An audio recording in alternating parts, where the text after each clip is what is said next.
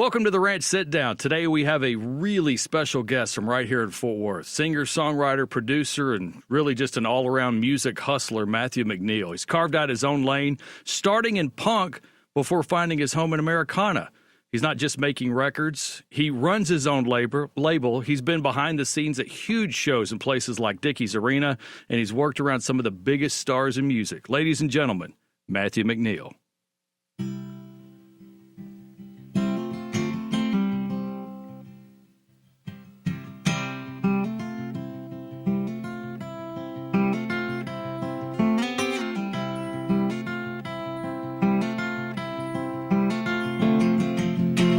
Good grief, at too much speed. Didn't take much anything to change my point of view.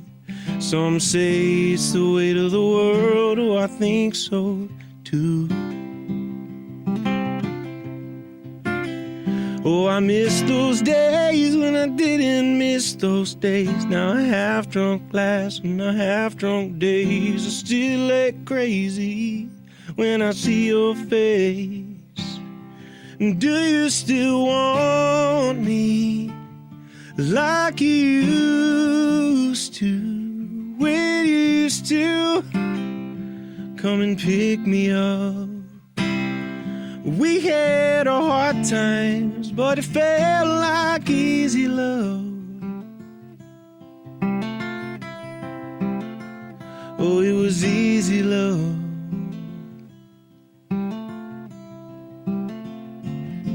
I hope the world keeps turning so I can see this through. I just don't know what it's like to live a life if it's not filled with you.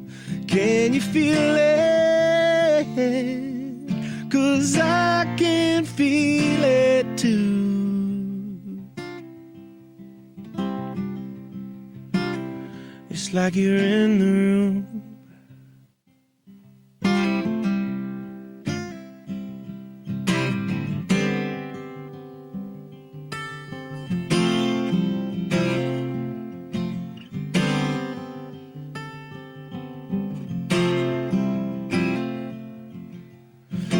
Am I kidding? I'm confused by the way that I'm feeling.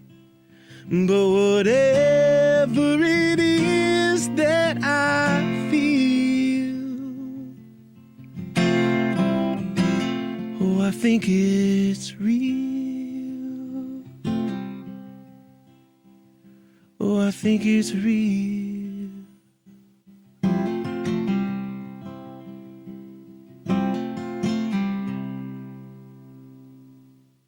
Matthew McNeal joining us here on the Ranch Sitdown. Good to see you again, buddy. Oh, man, I'm so happy to be here. Thank you for having me. Thank you for taking the time to chat with us today. You started in, obviously from that song you can tell, doing punk music.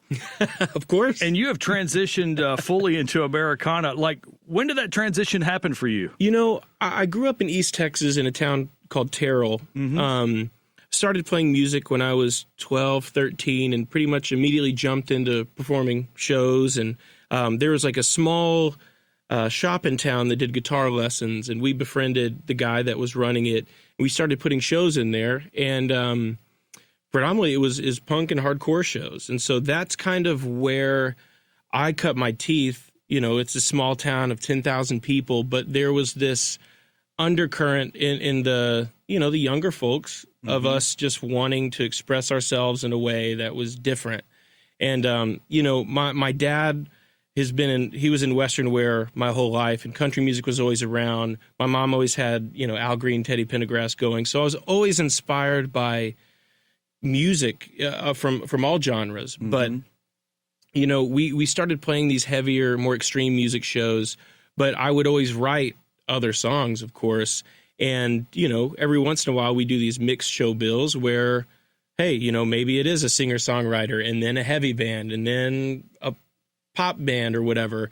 And, you know, I kind of lived in that duality for a while. I loved the cathartic release of the heavier music, but there was an emotionalism. There was something about, you know, for lack of a better term, more accessible music that, of course, I was always drawn to.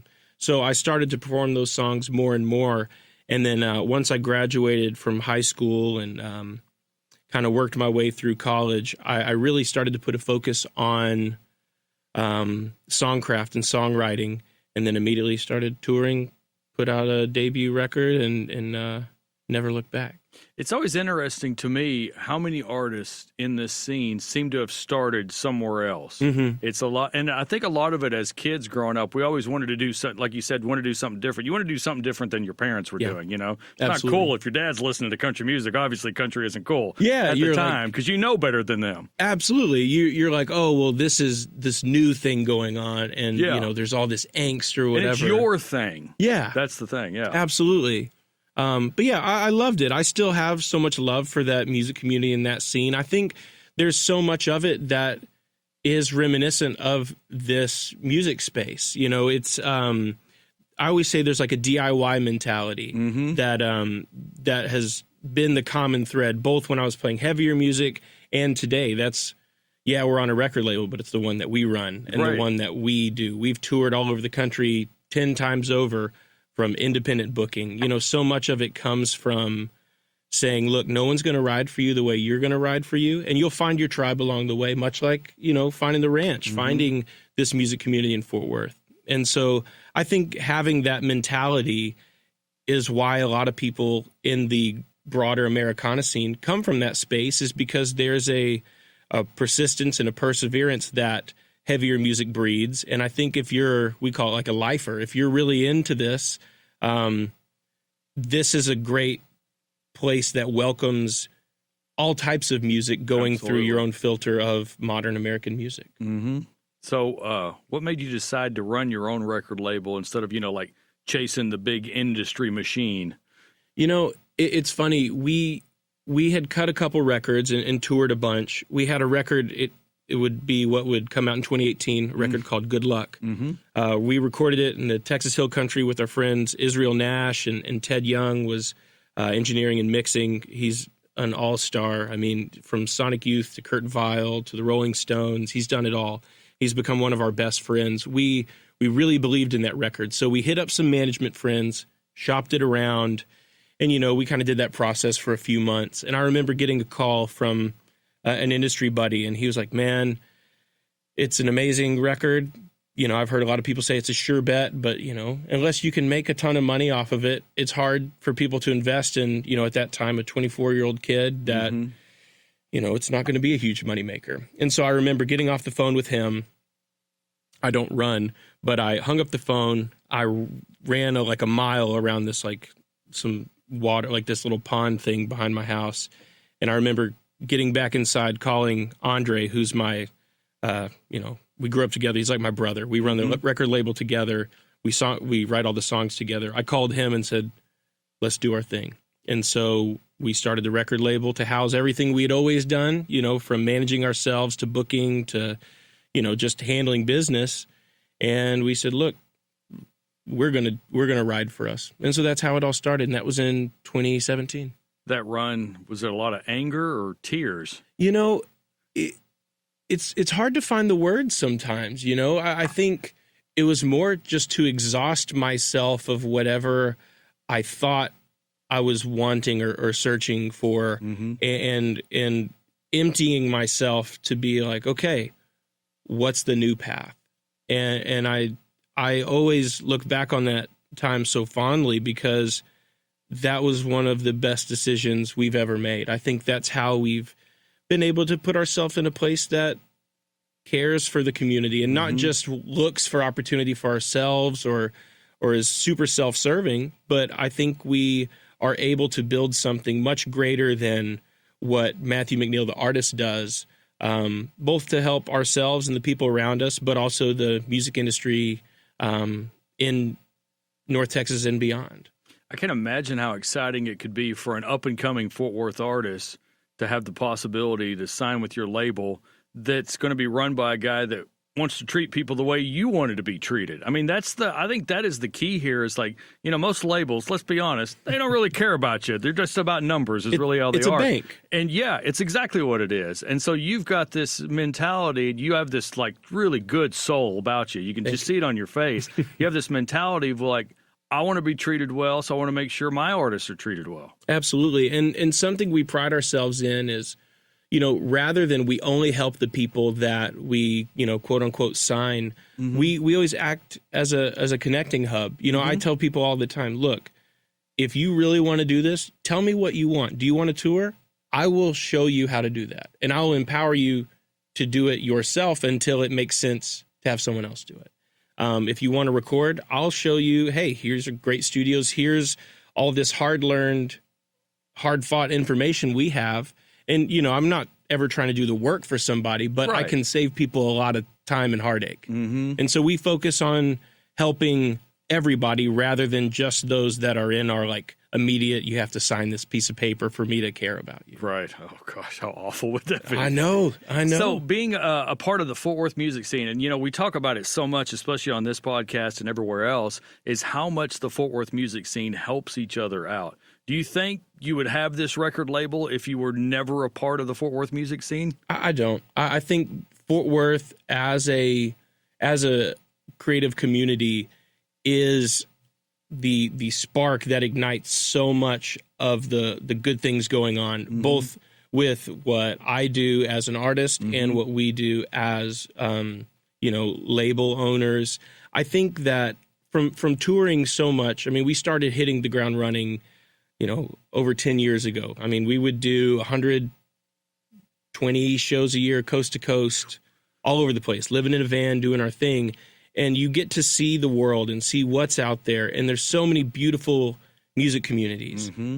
But I will say there's nothing like what Fort Worth has. And it's been particularly special to see that in recent years, it gets better and better and better. And I mean, of course, there's always people that have, may have a negative thing to say about anything. That's life. Yeah. But that's social media. Yeah. And I try to remind people, hey, none of this has to happen. The city doesn't have to have a music initiative. Yeah. Here Fort Worth doesn't have to. There's a lot of exist. towns that don't. Most towns don't. I don't know another town that has a music initiative that gives out travel grants to touring artists. Right. Let alone has monthly mixers, let alone found a way to give health care. Yes. I mean, I could go on. And so much of that, Tom Martins with Visit Fort Worth and Here Fort Worth is such a great advocate. And I think, it takes a village, but I do think Tom is such a special, selfless, caring pillar of this community.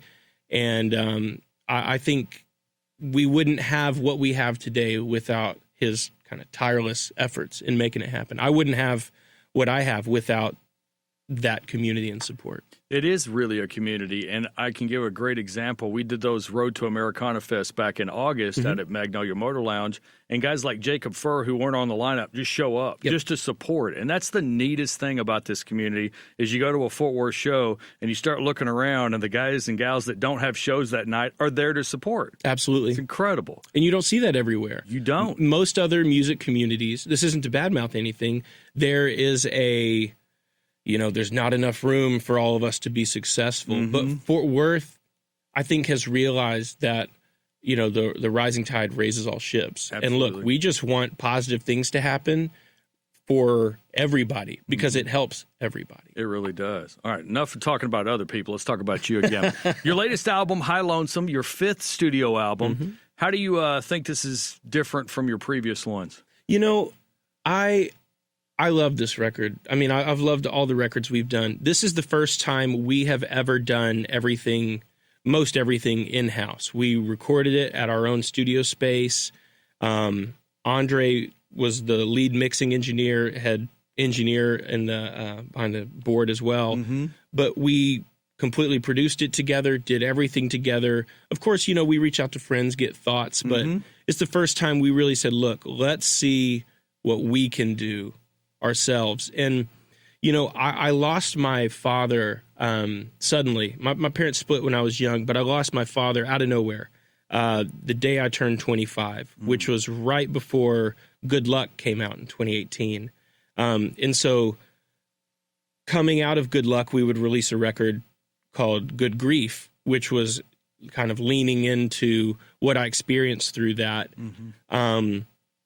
Fast forward a couple of years, right before I turned 30, like the week before, I lost my stepdad who really raised me.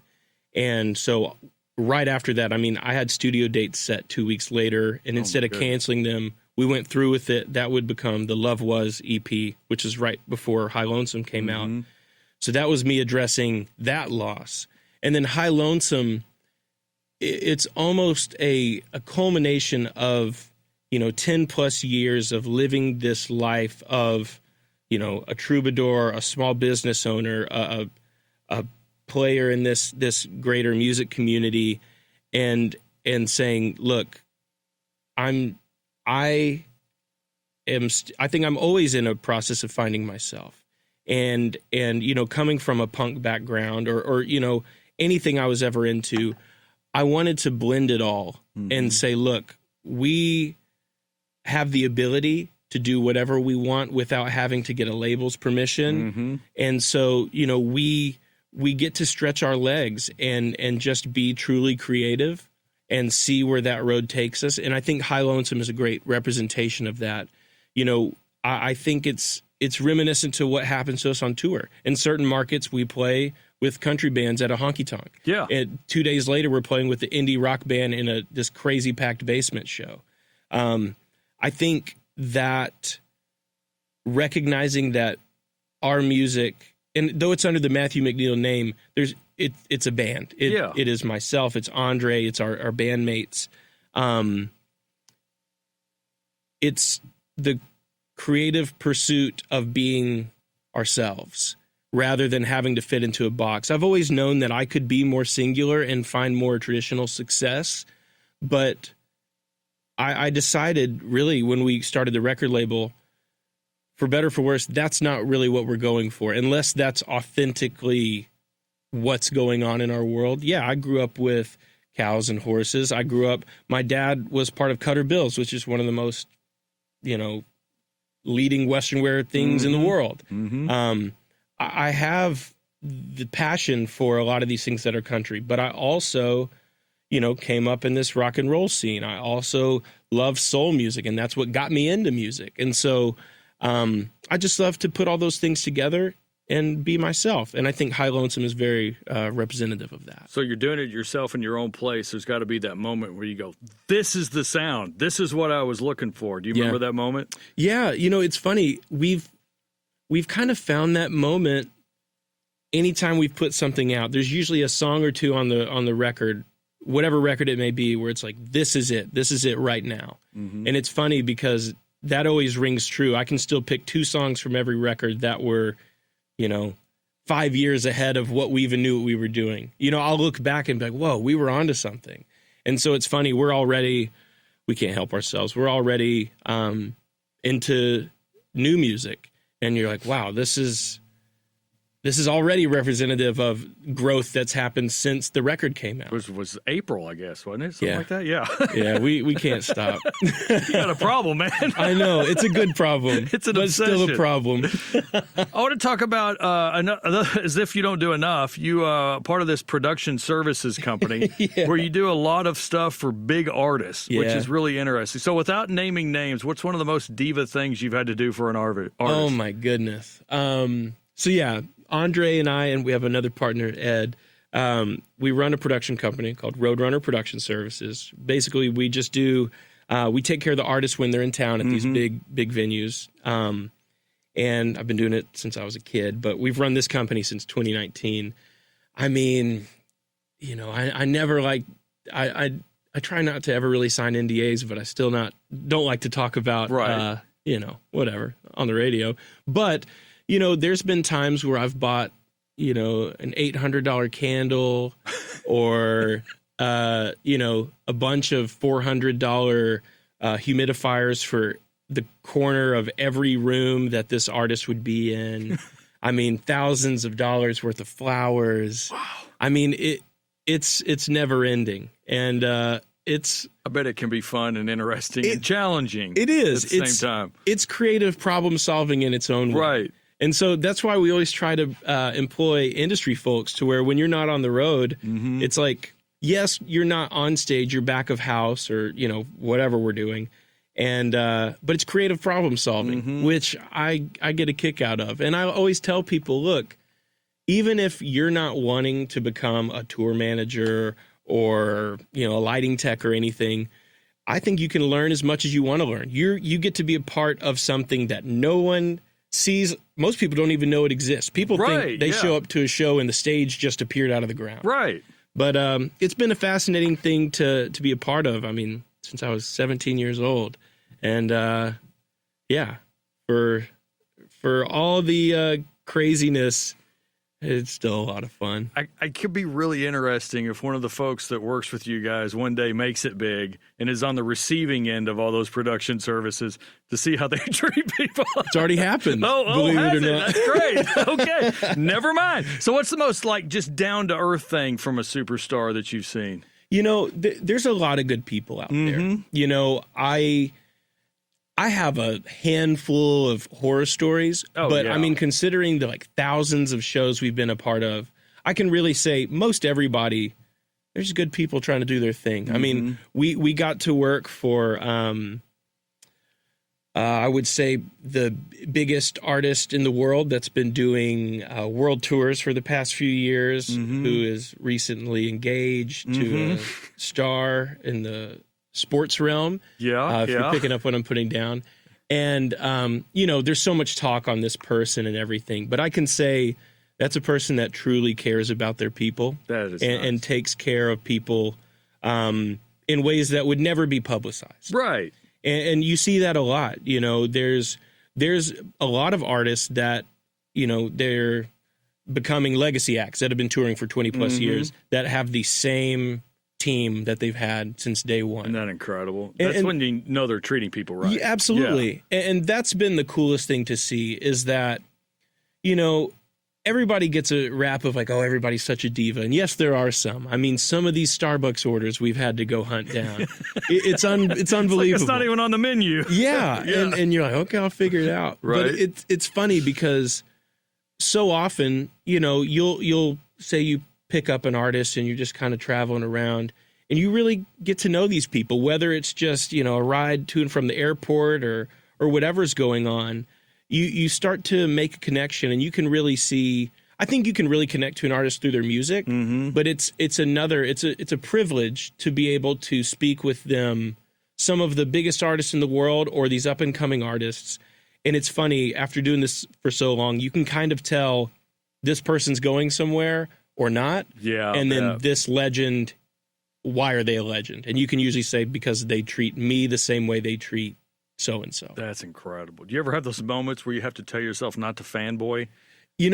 There's been a few. I bet there has. It's been really special. We've got to work for King George a handful of times. And that one's always really, really special. He's losing my father when I was young and it's funny, George looks a lot like my dad. They're a similar age and, same mannerisms. So, and I'm projecting this a little bit, but there's always this special connection that I get when you can really find emotional depth, more than just this song, but you're like, man, look where I'm at today. Like, okay, we're at A&M Stadium doing the only show they've ever done, the biggest show in the world at that time with the star of country music. And we're here by request to take care of all this. That's incredible. It's stuff like that where you're like, for all the for radio terms, all the nonsense we have to put up with in this world, it's stuff like that that really makes it special and worth it. You started out punk. If you could cover one old punk song in your new Americana soulful style, do you know what that would be? Oh, man. Have you tried? We like to kind of blur the lines on certain stuff and kind of shine light on songs in new ways. Oh man, that's such a tough one. It's hard because there's that in that duality. There's things that I, much like when I'm on stage and when I'm performing on the creative side, I'm Matthew, but in the business world and just to friends, I'm Matt. And I have to make some type of separation, and I've kind of made that in the heavy music to my actual career. Not that I keep them separate, as in I can't think about that, but I tend to just love heavy music for all it is in the van, pulling up to the venue, whatever. Then we hop out and, there's Waylon Jennings playing. And we're like, yeah, it's the same to me. It works. It all works. Yeah. So no, we love it. I mean, there's been times where it's not inherently, on the punk side, but I mean, there's shows where Andre and I touring so much, we just kind of catch a wild hair on stage and I'd start playing something, and all of a sudden we're playing It's a Long Way to the Top If You Want to Rock and Roll. And you're just like, I don't know, let's just do it. See what happens. So it's fun. We love just living the music that we love and letting that speak through our own creative voice. You can tell you're having fun doing it for sure. Thanks, man. You said you were, did different kinds of venues all the time. What's that weirdest venue you've played at so far? Oh, my word. If only Andre was here, he'd cut loose. Uh-oh. We've found ourselves in, okay, I'll pick one. So we were in the musical hotbed of Ames, Iowa. Oh, okay. And we found ourselves, we were like, we're playing at this spot. It was called the Record Mill. And we're like, cool, I don't really know much about it. We would, in DIY touring, you kind of find these spots or you hear about them. Mm-hmm. And we found this, like, it's going to be amazing. We type in the address, we get there, and we're like, this is a residential area. Okay, we've played basement shows before. Mm-hmm. We're a big part of, like, the DIY scene in Chicago, so didn't surprise us too much. And then we get there and we go downstairs, like, all right, normal basement show, here we go. And it was really rad. And, of course, there's no stage, playing on the floor, doing our thing. The other artists on the bill, you're like, this is the most bizarre thing I've ever heard in my life. But, it's hard because for as strange as events like that are, where you're like, I'm in a random basement in this residential area in a town that most people have never heard of in their entire life and will never go to. And, you're like, this is so weird. But then you look up, you're like, man, there's 30 kids here that would never have heard of us. So was it a private party? No, it's a show. It's just Wow. public. And they just talk about it. They'll put out posters around town. And, it's stuff like that where I've come to find that even the weirdest things, sometimes the most magical things. Mm-hmm. I don't know. I'm the also ones you just remember the twisted. most for sure. Yeah. I mean, an amazing stage is hard to beat, but something weird, that's what you don't forget. So one final question, Matthew. Yeah. What is a piece of advice you'd give to a young Fort Worth artist just starting out in the music industry today? I would say if you are up and coming, doesn't matter what age you are, whether you're 16, you're 21, you're 25, you're 35, you're 45, I would say be kind. I know that sounds really goofy, but I really mean it when it comes to interacting in the community.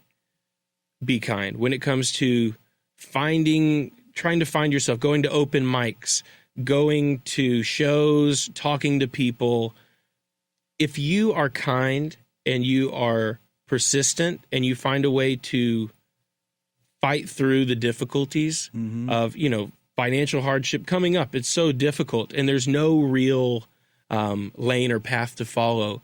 I've found that if you are kind and persistent, you will find your people, and the more kindness you give, the more kindness you receive. And I've found that a lot of the things that happen in the music world have nothing to do with music or the creative act, but it has a lot to do with togetherness in the human experience.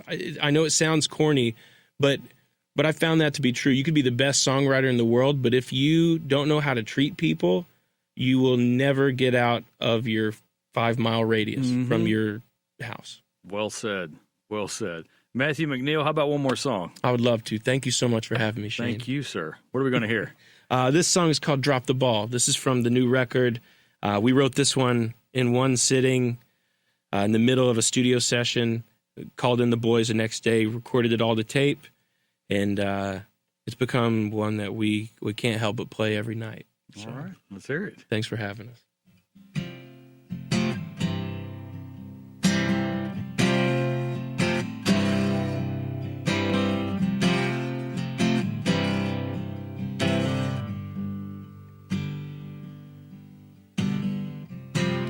Grab my bag, gone away again, out of my way and into the night. Before the sun, before the madness, I've had enough, so it is. Dropped the ball, but I kept running, whole life with my head down. No one can tell me nothing, I heard it all before.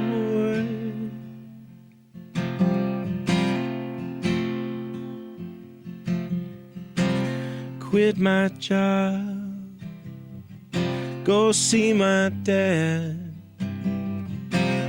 kick a habit we both had.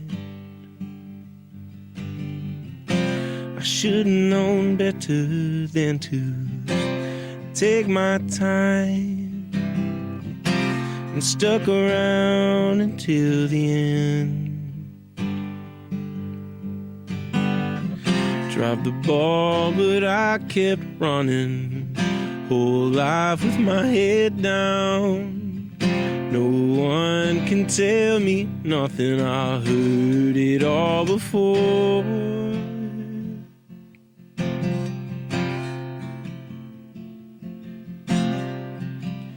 Drop my guard, tear my heart out, start the car and pull away. Dropped the ball, but I kept running, whole life with my head down. No one can tell me nothing, I heard it all before. Oh, it doesn't matter anymore.